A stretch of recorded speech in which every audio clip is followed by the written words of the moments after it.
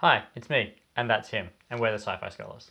And we're talking the Season 5 Arrow premiere, Legacy. So obviously if you don't want to be spoiled, stop watching. But for those that have seen it, feel free to share your comments as well in the comment section. We'd love to hear what you thought of the episode, obviously. Yep. Yeah, so let's dive into it. So for me, obviously the big reveal of this episode was saying what Laurel had made Oliver promise at the end of last season, like as on her deathbed, which was the major climatic, I guess, point of the last season. Yeah. Other than actually defeating Damon Dark, and it was the like making Oliver promise that she won't be the last Canary, and that he needs basically making sure he has a support system, even though she won't be able to be that for him anymore. Yeah, I did like that they revealed that fairly early on. Yeah. One of my ups for this episode was I felt the course correction. Yep. I feel like they listened to the fans on what they didn't like about season 4, and they've gone, okay, we've heard you. This is where we're heading with it. The flashbacks with the Bratva. Yeah, the Bratva looks like a very interesting storyline, because I remember that from like early in the season, how he had that connection, and Yeah. he's burnt that bridge now, but it was really cool to see it. I like that too. I'm looking forward to the flashbacks. I didn't hate the flashbacks as much as a lot of people did in last season, but I understood why people didn't like them. I quite understood that. And so I was like, yeah. And then for these ones, like they stepped it up, and you're seeing this Oliver of season 1, or the start of season 1, start to come. Yes. I felt like he should have come a lot earlier, but I like that. And the other thing I did really enjoy about this episode, which is partly to do with who it was directed by, James Bamford, who, as a lot of Arrow fans would know, is the stunt coordinator. Yep. So there was a lot of sweet stunts in this episode. I know what I'm talking about.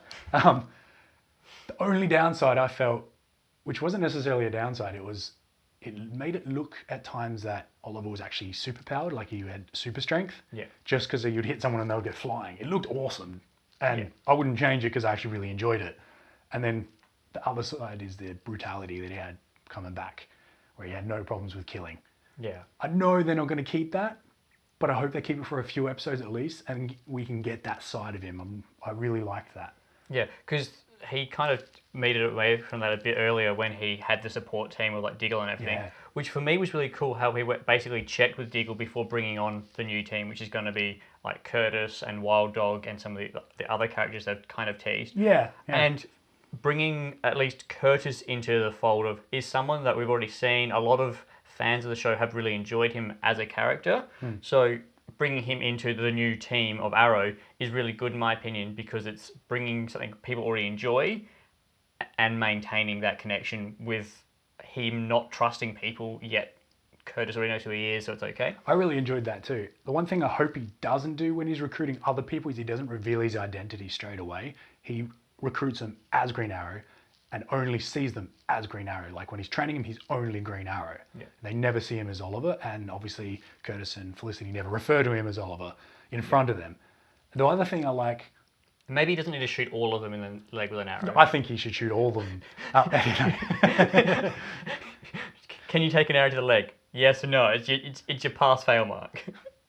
The other thing I like is they've kept Felicity and Oliver apart. Yes. And I really hope they stick by that. I'm not an Olicity fan,